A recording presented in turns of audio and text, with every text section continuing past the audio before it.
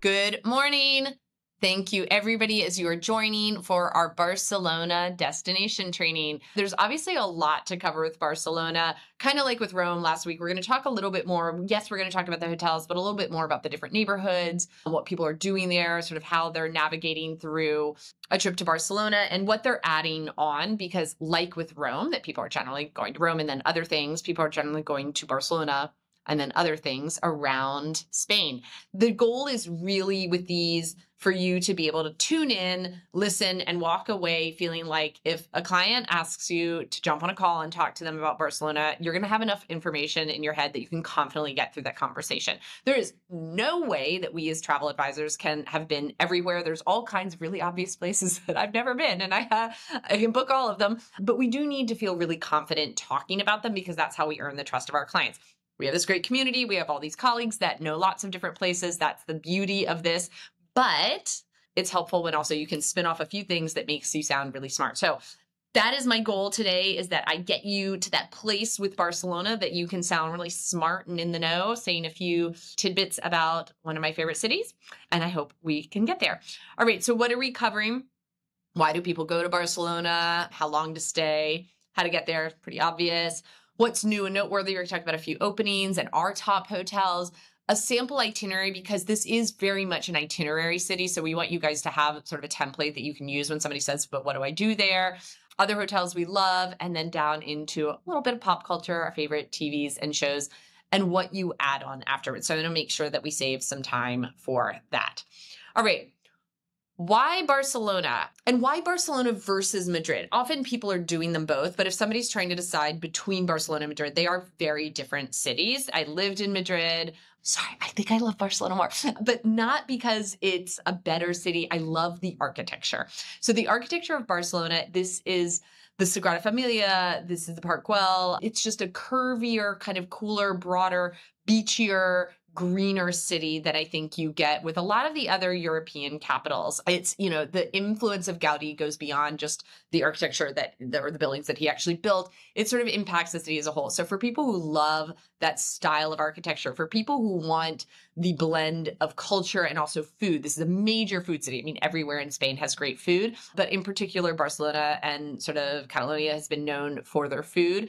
And then the feeling of it's a little bit more temperate. So because you're on the ocean, it's not that you don't get winter, you do, but it feels a little bit more temperate year round. So people who love design, people who love food, people who love sort of wandering streets, this is the place to do it. There are great museums here, just like there's amazing museums in Madrid. Though again, the weather's a little bit more temperate versus Madrid. And it's just, if Madrid is truly the capital of Spain, this feels a little bit more, I think, European or a little bit more international in terms of things there. So who should you book? Everybody. It's great for couples, obviously great for families too. Lots of stuff to do with kids, and we'll cover some of that. But then it's also a really fun place for groups. So we will talk a little bit about the cruise stuff, but this is a place where you'll see people coming in where there's a big port, great place for celebrations. You'll see groups coming in for a bachelorette party or a girls' getaway that they're all getting together here. Some of my favorite hotels are really good ones for that. And they're typically staying a little bit longer. This is not kind of 2 nights in and out. There's so much to do in Barcelona and then around Barcelona that it's more like a 3 to 5 nights. 5 nights would be on the longer side, but so there are people that are going to stay that long if they want to do a couple of day trips. For fewer crowds, obviously travel off season. We know that's not the choice for everybody, but if you can, off season, and still summer is very popular. You are going to fly into the Barcelona airport. Thank goodness they have added more flights. It used to be that really coming from the US, you often had to connect somewhere else to get into Barcelona. Not true anymore. The airport is outside the city, easy to get Ubers or taxis to go into the city. And once you're in, it's super walkable. You do not need to have a rental car here. Within Europe, there are some low-cost carriers that connect into Girona, which is a city that's just up the coast. So if you're flying certain low-cost carriers within Europe, you can sometimes find really affordable flights landing there. It is going to take you a little bit longer to get into Barcelona proper. So BCN is your place to go. Very, very easy to get in and around. We already talked a little bit about this. It is hot in the summer, but temperate because you're on the ocean, so you have those breezes, and the winter just doesn't feel like quite as cold. You sort of have that amazing Spanish sunshine, and it's a little bit better, but obviously spring and fall are wonderful times to be there. Let's talk about our top hotels. I'm not going to go deep into these because we are going to feature some of them later, but these are our top 5. Almanac, Vividora, Mandarin Oriental, Pulitzer, and the Arts. One thing to know about the Arts, the Hotel Arts is a Ritz-Carlton. So this is part of the Marriott Luxury collection. And so although it has its own name, the Hotel Arts, it is a Ritz-Carlton. So if somebody ever says to you, I want to stay at the Ritz-Carlton in Barcelona, and you go, what's there? There's no Ritz-Carlton there. There is. It's the Arts. So those are our top 5. Real variety of sort of super boutique-y up to the Arts is quite a large hotel. Always book people on the club level. It makes a huge difference. And then what is coming? Okay, the Intercontinental. This is a little bit closer out towards the airport. It's not right in the center. Super well priced, and did a huge renovation a few years ago. So one to keep in mind if someone is sort of a little bit more price sensitive and doesn't want to be right in the city. Antigua Casa, the Hoxton has just opened. There is a Grand Hyatt that has just reopened. And then the Grand Hotel Central, really classic hotel that needed a little bit of a pick-me-up with the design, and it is back. So there's a lot going on. There are not a lot of some of the typical luxury brands that you might think would be there. There's no Four Seasons. There is the Ritz-Carlton, but there's no Aman. This is like the sort of big luxury brands that are there is Ritz-Carlton, Mandarin Oriental, and then the rest tend to be either smaller hotels or just not sort of those top luxury brands. You can still stay in a really great hotel here for, to say, a much lower price than you get in Paris or London. So sometimes too, Barcelona can be just a little bit more affordable. Neighborhoods. Okay. La Rambla. If you're looking at the city and you've got sort of the coast, there's a big street that comes up right in the middle, La Rambla. You're going to find there's going to be, some street performers. It's like, it can be a little schlocky, a lot of like touristy stuff along the sides. But if you were walking up that on the right, you've got the Gothic Quarter and then Elborn. Gothic Quarter, these are the medieval streets, really windy. Cars can't go in all areas, so just keep that in mind. There's certain hotels where actually, like, your taxi can drive you to a certain point, but then you have to walk. And then that moves into Elborn, which is super trendy. This is like the, Lower East Side, Soho, Barcelona, really cool little shops. On the left is El Raval. El Raval was considered a little dicey, I guess, years ago. I wouldn't say that this is the case anymore. Awesome nightlife, great markets. It feels like artsy, like great vintage shopping, that kind of thing. And then if you were to continue up, you get into Eixample, which is where you've got that Gaudi architecture and a lot of the more sort of luxury properties like the Mandarin Oriental or the Majestic, which is right next to it, and some of the other ones that are up there. And that would be more like higher end shopping, kind of the bigger brands, the Fifth Avenue of Barcelona. So those, just to know about the neighborhoods, all super accessible. So you stay in one, get to another. If somebody's very noise sensitive, I would be careful about being in the Gothic Quarter because there's a lot of bars. Nightlife in Spain starts very late. So for those, I tend to put them up in Eixample a little bit more, where it might be a little bit quieter. But if you want to be in the middle of the scene, you can be right down there. And I will say, last time I was there, I stayed in Vividora, which is smack in the middle, had no problems.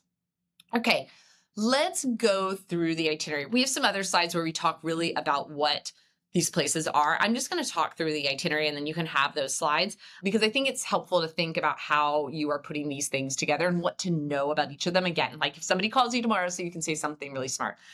Sagrada Familia. This is the iconic cathedral that Gaudi was building when he died. He was hit by a trolley and ultimately died, and it was unfinished. They are still working on it. It is spectacular. Anybody who says, oh my God, I've been through France and seen like a million different cathedrals, I'm kind of over touring churches. Not this one, you haven't. It is amazing. Think about, for clients when they're going in, you want to get your tickets. There are tickets to different parts of the towers. So there are parts where you could go up and be way, way up in the towers, which is super cool. Not good for anybody with vertigo. I have a bit of a fear of heights and I've been up there and I'm glad I did, but it's a lot, like very narrow. And there's age limits too, in terms of who can go up there for safety reasons. So these are the things to know about Sagrada Familia, but like 100% of everybody should definitely go and do it. You can go from there up into Park Güell. This is especially great if you're traveling with kids. Take them to the Sagrada Familia, get sort of the history and all of the story of Gaudi there, and then take them to the park. The park, and this is what you're seeing on the side. It's that twisty, curvy, amazing Gaudi architecture, but it's a park, so kids can go and run around. If you are not with kids, bring yourself a nice picnic and a bottle of wine, and you can just kind of hang out up there with an amazing view over the city. So that's just a wonderful place to have a lunch. You can bring the picnic and the wine with the kids too. You might need it. Okay, so now Paseo de Gracia. This is one of the main, kind of the Fifth Avenue of Barcelona, where you've got main shopping. It's also where you've got two more really important Gaudi buildings. Again, these do require tickets. You want to plan that ahead of time so that they have, many of them are actually timed entry. So you want to make sure that they've got that lined up. The touring here doesn't feel overwhelming. I do think if they're up for a guide, like Context has amazing guides that can do the Gaudi architecture. So if they're up for a guide, it really helps bring some of this to light, but you can also do it on your own, and you're walking through like an apartment building that was built by Gaudi. Like that's really neat. It doesn't feel overwhelming. So you can kind of do a lot of this in one day without being like, oh my gosh, I can't take it anymore. It's a lot of museums. And then a tapas tour. Great thing to do for clients who are into food. If you get a guide, in Context and a lot of others have great guides that will take you through and do a tapas tour for the night where you're going from one place to another and eating. Quimet, one of my favorite spots ever. Okay, day 2. Now let's move into a bit more of museums. This is a lot of museum stuff that we put in here. Pick and choose for your client, but I like to be able to like throw a whole itinerary at somebody so they can be like, okay, this one is good. This one, I'm not so into contemporary art.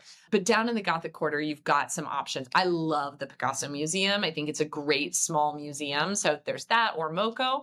You can stop into a place for lunch and then maybe spend your afternoon out on a boat. So people who love boats, you can go and have a nice cruise around the coastline. The water right there in Barcelona, it's like maybe not the most beautiful sea, but when you get on a boat and start going up the coast, there's incredibly beautiful, like super clear, I was about to say Caribbean. It looks like the Caribbean Mediterranean water. And then Botafumeiro is a classic. This is Galician seafood. It is sort of formal. It is old school. You're going to eat the best seafood of your life. This one has been around forever. Barcelona is very hip and very new and trendy. It's fun to add in some things that are really classic Spanish while you're there too.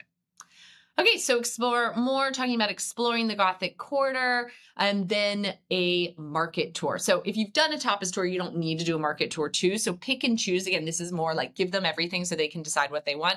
But the markets also the markets are super fun to go through. The Boqueria is the one in El Raval. And so you can do a tour with a guide and also kind of make that your lunch. So it has little tapas bars that are within it. So you're actually going through and trying, each stall specializes in something different.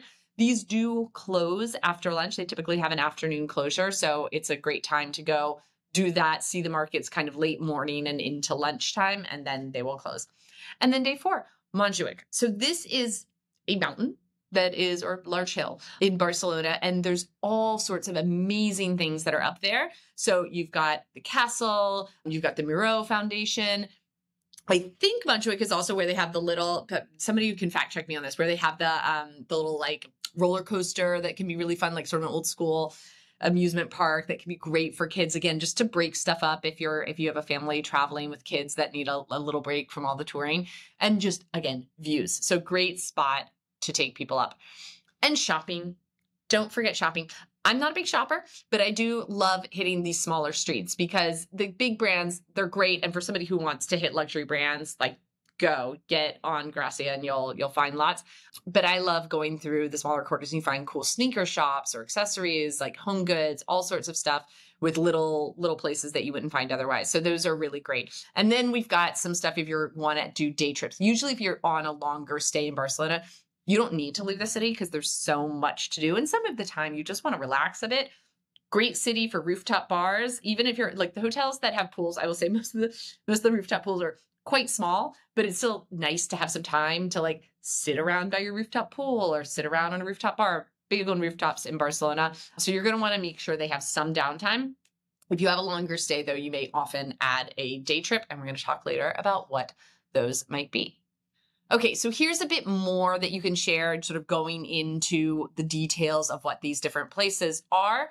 And there are beaches. Like I said, these aren't like the most amazing beaches in the world. It's a city beach. But when you're there, and especially if you have a little bit more time, people like to spend some time on the beach. There are some cool beach clubs that you can go to as well. So here's a little bit of a breakdown. The farther you get out of the city, the more it becomes sort of more really like Mediterranean feel. But if you're just in the city and you want to have a few that aren't too far away, here is some to consider.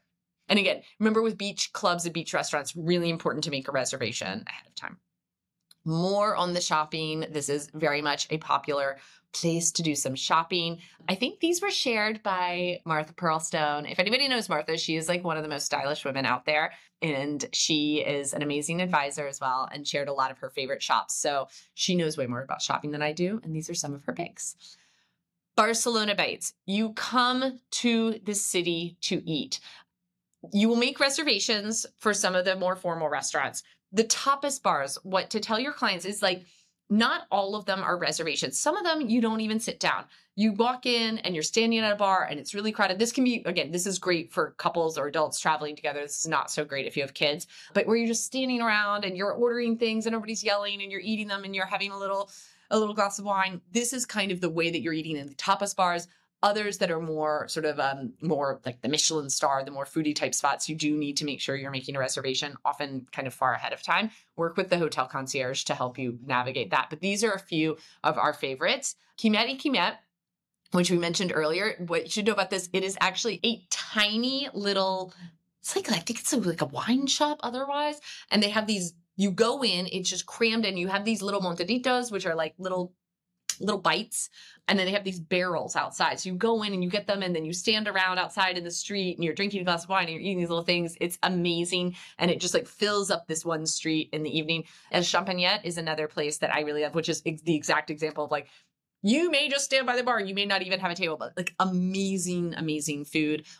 All really affordable too. I will say, like we said that about the hotels already. This is not as an expensive a city as London or Paris has become in terms of the hotels, but it's also the same with food. You can really like eat and drink quite well at a much average lower price point.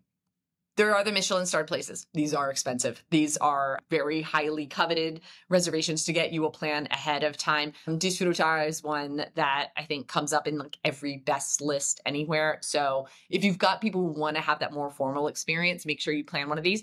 But don't fill up their even if they say like, we want all Michelin starred, they're going to get sick of it. Like you can only eat so many meals that are like this. So it's all a balance in Barcelona. A few other choices coming from Rachel Haven and Angela Walsh, some of their favorites. Yes, and there's Quimet y Quimet, I think comes up on every single one. Codfisher, amazing down on the beach. So that's another one to remember if they want to have a beach meal. So some more, and we will be sharing these out. Thank you so much to Rachel and Angela. And now let's get into the hotels. I find it challenging sometimes if you're just looking at the websites of a lot of these hotels. Barcelona has a lot of hotels that have kind of like a similar look, at least in photos. And you'll see it here where it's like most of the times a historic building, but with quite contemporary interiors. So what's the difference? Often it's price point, location, and service that kind of differentiates between them. There's many beautiful hotels. The slightly nicer ones remain beautiful versus ones that like felt really fresh when they open and then they kind of go downhill a little bit. The Almanac is amazing. So this is in Eixample.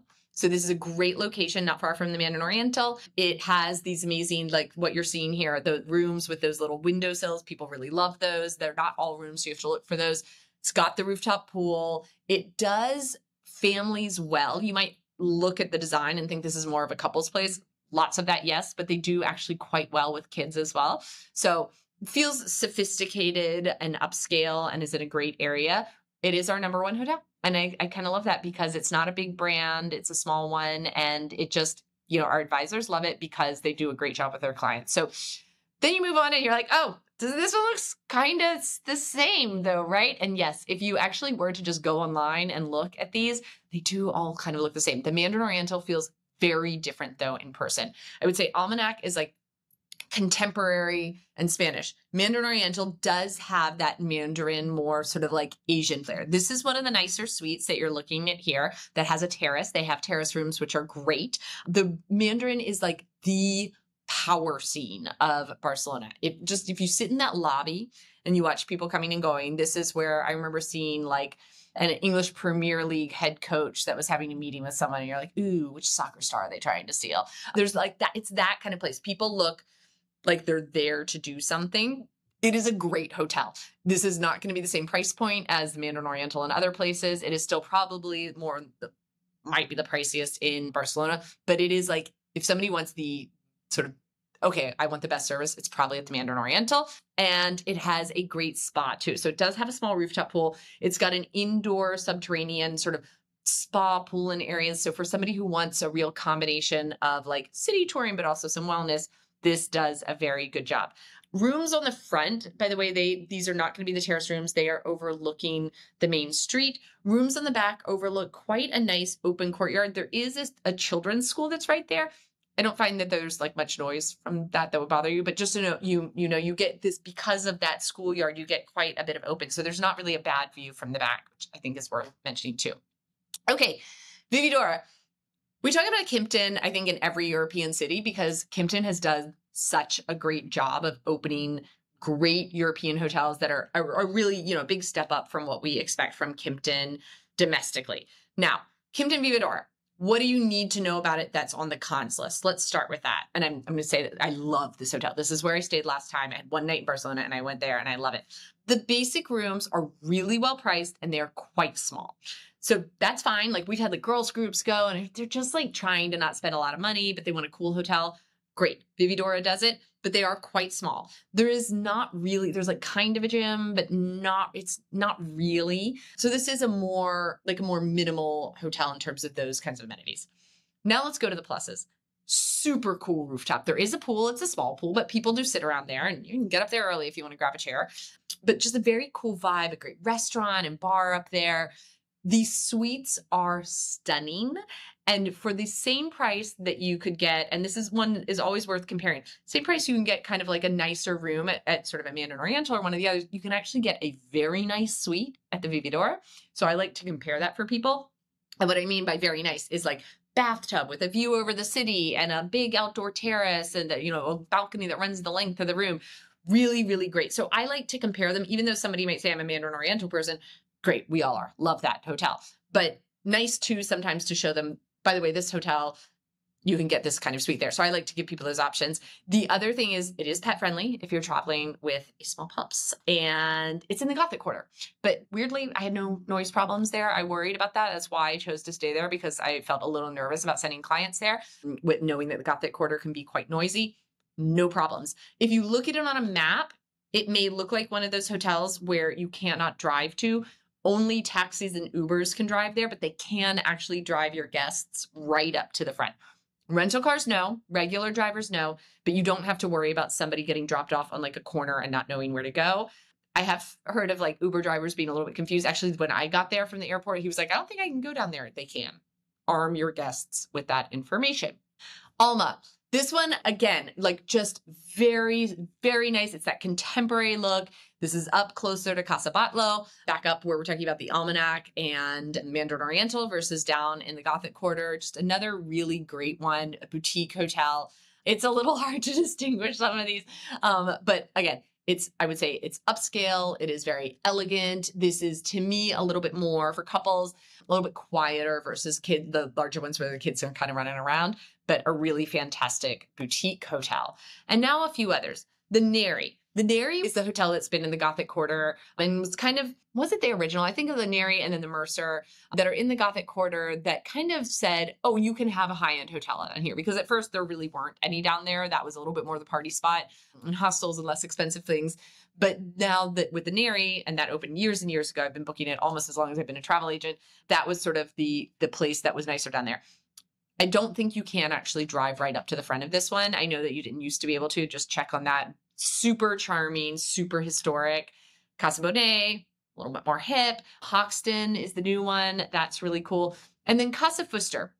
The reason I want to highlight this is if you have somebody who's a total architecture buff, the Casa Fuster, if you're walking up Gracia and you pass like the Almanac and the Mandarin Oriental, we didn't talk about the Majestic, but the Majestic is right near the Mandarin Oriental. It's a little more traditional in its look, but often like a less expensive option, but that's right there. And you're sort of walking up past all those. You kind of get to the topish of Gracia and you've got Casa Fuster.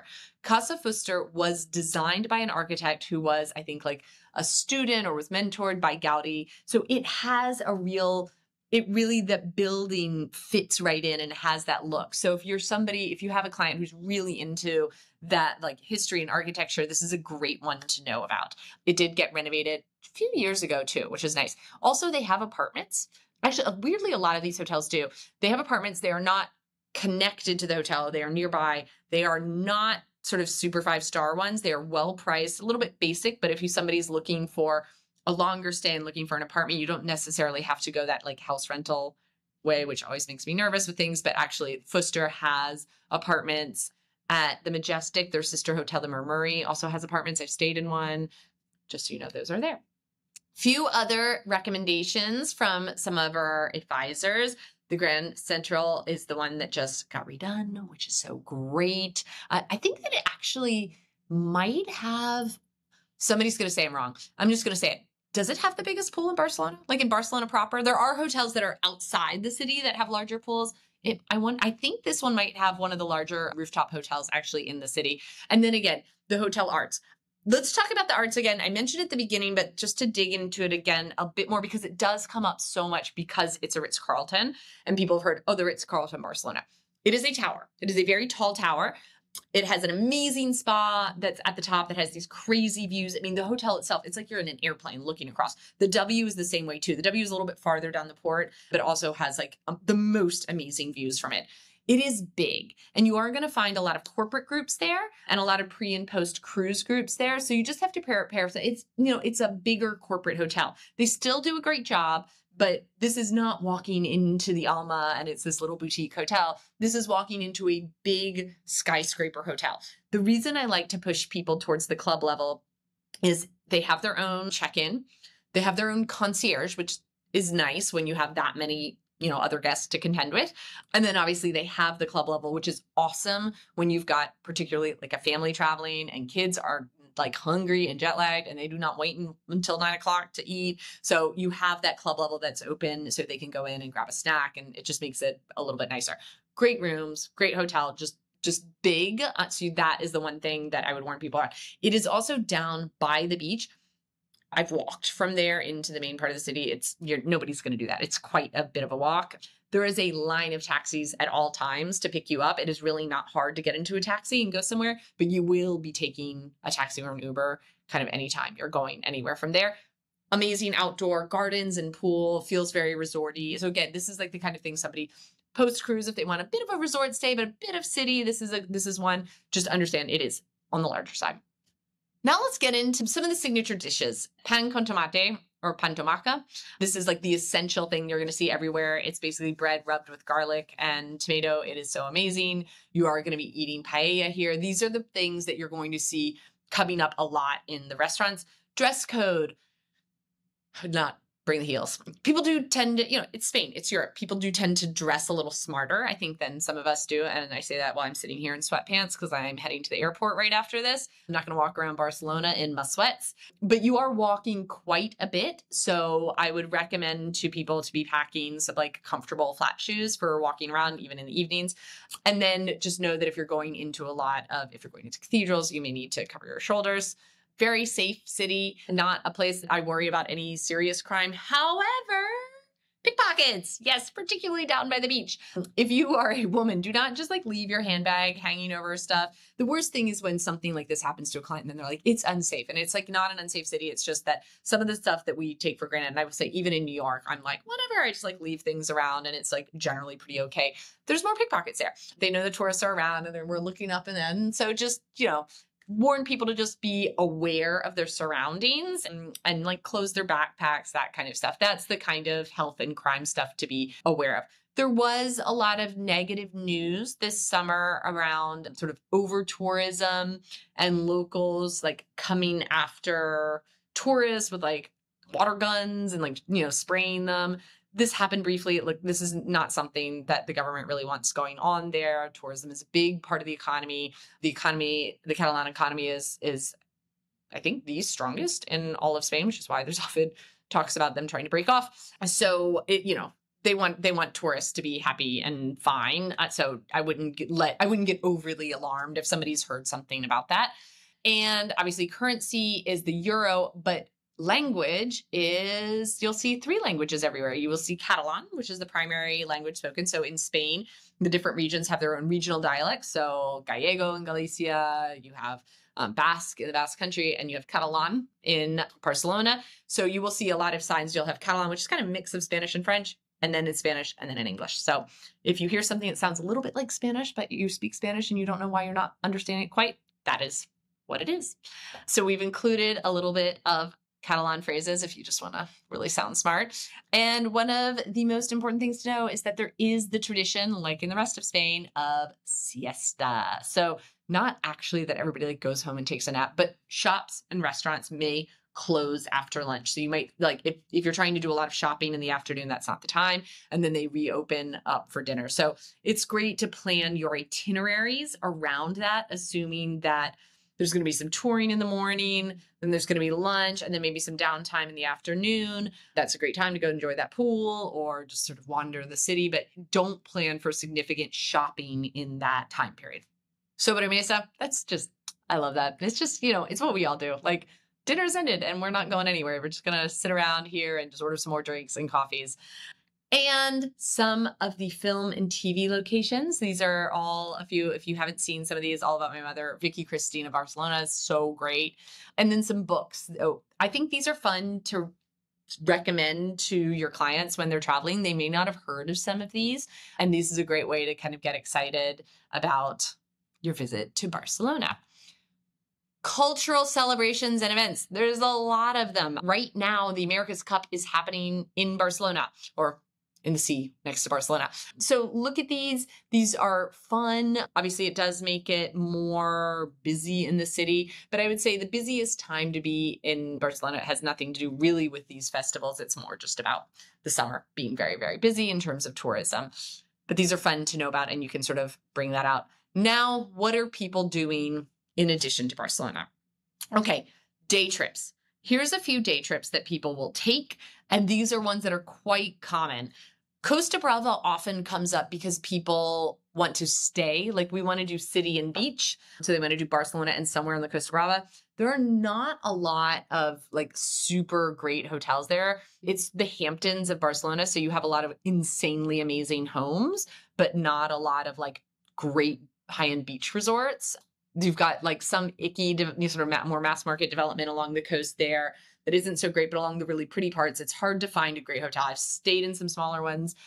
It's beautiful, but it's a little bit of a challenge. So usually what I say to people is like, let's add on somewhere else, but Costa Brava is a great day trip.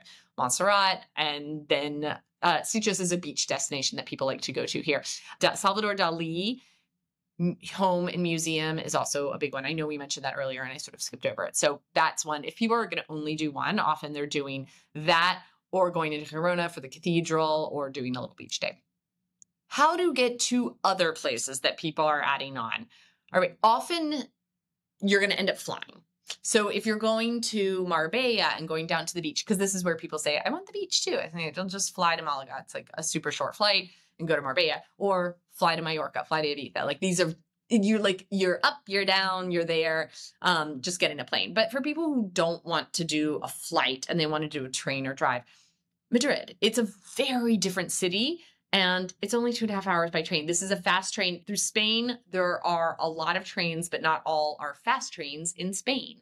Some are still older trains, but the fast trains, such as Madrid to Barcelona, Madrid down to Seville, these are wonderful. And you get to go from city center to city center rather than having to go out and get on to the airport and fly in and out. So Madrid is a great combination, especially if they don't have like a nonstop flight into Barcelona, they can do sort of the two of them. So one side is a nonstop. You can go into France quite easily. You are really not far from the border there. Valencia is down the coast. You can head that. It's another city. So this isn't a beach destination, but it's a slightly warmer destination. Actually, if you keep going a little farther from there, if people are into wellness, Sha Wellness, the original one. Now we have the one that opened in Mexico, but the original Sha is in Alicante, which is just, you'd fly into Valencia to get there, and it's a little bit farther. So if somebody wants to do wellness, they could do down there. And then the Basque Country. If they're going to Barcelona because they love food and they love to eat, Basque Country is an obvious add-on. What to know about it? We'll do a whole training on it. Food's incredible. The weather is cooler. You are up on the Atlantic. Even in the summer, you can have cooler days or rainier days, a little cloudier. That's the joke, is that the food's so good because people spend more time inside. So they started cooking really well. But just really wonderful to do. You can actually take a short flight or a longer drive. It's a bit of a boring drive, but it's like 6 hours, and do Bilbao and San Sebastian very easily, and then even move your way up into French Basque Country to Biarritz. So another easy add-on, and then obviously Marbella. The other thing too here, yes, is cruises. A lot of cruises leave from here. So you may find a lot of clients with like couple days before or a couple days after a cruise, because this is a huge port for doing the Mediterranean. Now, if not Barcelona. So we like to do this part because sometimes people go, I like love this place, but I don't want to go back. I already been there. What else am I doing? And then you're like, okay, let me like matchmake you to another one. And so I find it helpful to think about what's the essence of this place and where else would I send them? So Buenos Aires, like it is an amazing city. Also similar where like there's so much going on. You are going to have probably like 3 days there. It's not like an in and out. And it's got so much culture and so much good food. And so if you're doing an Argentina or a Uruguay trip, you definitely want to make sure you have a bit of time there. Wonderful museums, wonderful art galleries, like cool shopping scene in Palermo. And then again, amazing food. So similar-ish. Or Mexico City, again, a little bit closer to home, not such a far trip for lots of us, and just like the craziest, most amazing food. Plus the hotel scene, I would say, in a way is similar to Barcelona, where there's like lots of really cool little boutique hotels. There are the bigger ones. So there's obviously the Four Seasons is amazing. There's St. Regis, the new Sofitel is wonderful, but you have a lot of really like cool, very small boutique hotels that are great too. Rio, we're seeing Brazil really starting to come back. That was a place that earlier in my career, I booked a lot of it and then people kind of stopped going. And now it is on the rise again. So you've got that similar energy of like the history and the culture, and you're also on the beach. So Rio's the one. You would obviously do that as part of a bigger Brazil trip. Istanbul and Nice. Turkey is another one. Used to book it all the time and then people stopped going. And now it is coming back big time. Istanbul is like one of the most fascinating cities that I've ever been to. I love it so much. It's got all of the crisscrossing of cultures and history. Literally like you're 2 continents there, but amazing food. People like when I say that, people are surprised. Like, oh yeah, I like Turkish food, but is it a foodie city? It is totally a foodie city. So if you love that about Barcelona, you'll love that there. And then Nice. Nice was treated for a long time as just like a gateway to the south of France and not a destination itself. Hotel de Couvent, we just had a group of 5 advisors. We, as 4, were part of the Virtuoso Preview Committee for the opening of the Hotel de Couvent in Nice.